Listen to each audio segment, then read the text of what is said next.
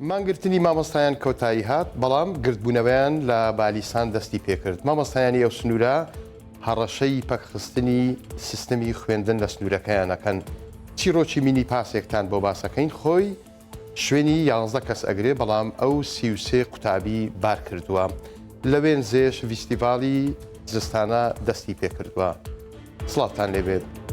مامۆستایانی گرێبەست و هەمیشەی لە سنووری ناحیەی بالیسانی سەر بە قەزای شەقڵاوە گردبوونەوە و ئەڵێن بە گیرفانی بەتاڵ دەوام ناکەن. ئەوان ژمارەیان نزیکەی 300 مامۆستایە 15 ڕۆژە بەشێکیان بایکۆتی ناوەندەکانی خوێندنیان کردووە لە سنوورەکەیان چونکە ئەوە بۆ 4 مانگ ئەچێت بوتیان وەرنەگرتووە.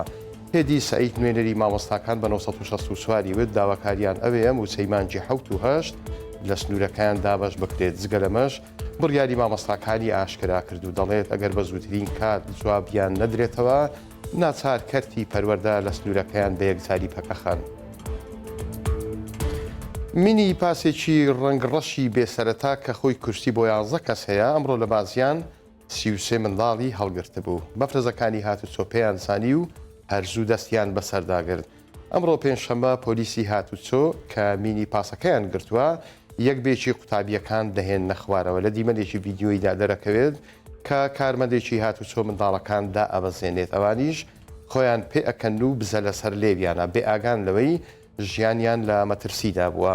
مەفرەزەکەی هاتوچۆی بازیان سەرڕای پاراستنی گیانی ئەو منداڵانە دەستیان بەسەر و تومبێلەکەدا گرتووە و لە ڕاگەیاندراوێکیشدا دەڵێن مەرجی تند و تۆڵی نەبووە بۆیە ڕەوانەی گەراجی حەجزکراوەکانیان کرد.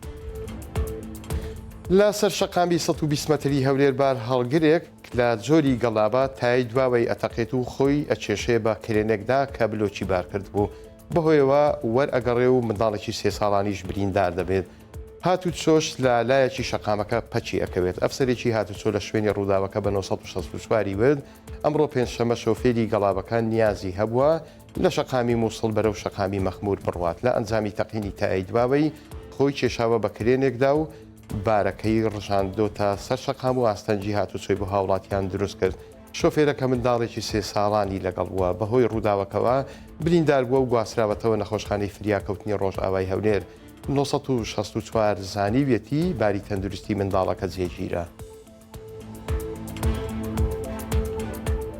لا گوندی وێزەی باڵەکایەتی کە بەفرێکی باشی لێباریوە حوتەمین فیستیڤاڵی خلیسکانی سەربەفر ئەنجام ئەدرێت بۆ ماوەی 2 ڕۆژ بەردەوام ئەبێت. زیاتر لە 150 یاریزانی ناوخۆبیانی بەشداری ئەکەن. فەیسەڵ سادق بەڕێوەبەری گەشت و گوزاری سۆران بە 1964 وێت لە فیستیڤاڵەکە چەندین ساڵاتی جۆرا و جۆر ئەنجام ئەدرێن. جگە لە یاری خلیسکانی سەربەفر کەمپینی شەومانەوە و ئاهەنگ و گۆرانی بۆ ئامادەبووان پێشکەش ئەکرێ. فیستیڤاڵەکەی ئەمساڵ جیاوازتر دەرئەکەوێت بە تایبەتیش یاریزانانی بیانی و ناوخۆ هاتوون بەشداری ئەکەن. گەشت و گوزاری سۆرانیش چاڵاکیەکەی بەلاوە گرنگە و بە هۆکارێکی باشی ئەزانێ کە یارمەتی دەربێت بۆ زیاتر برەودان بە گەشتیاری زستانە.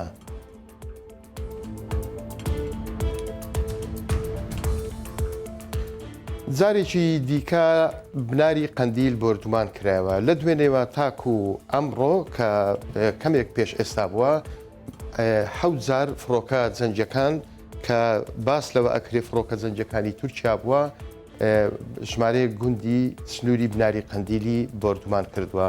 1964 پەیوەندی بە ڕێکخراوی CPT ئەمریکی کرد. ئەو ڕێکخراوە چاودێری بارودۆخی سنوورەکانی هەرێمی کوردستان ئەکات. ئەوان پشتڕاستیان کردەوە کە ئەمڕۆژ جارێکی در بردومان کراوە. لە بردومانەکەی ئەمڕۆ 2 گوند کراونەتە ئامانج لە بردومانەکەی دوێنێش 3 تاکو 4 گوند کرابوونە ئامانج.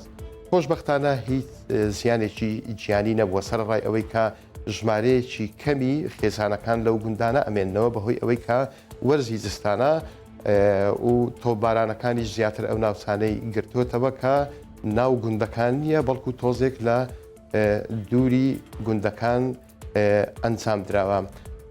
CPT ئەوەی ئاشکرا کرد کە ئەو فڕۆکانەی بردومانەکەیان کردووە فڕۆکەی دەوڵەتی تورکیا بوونە.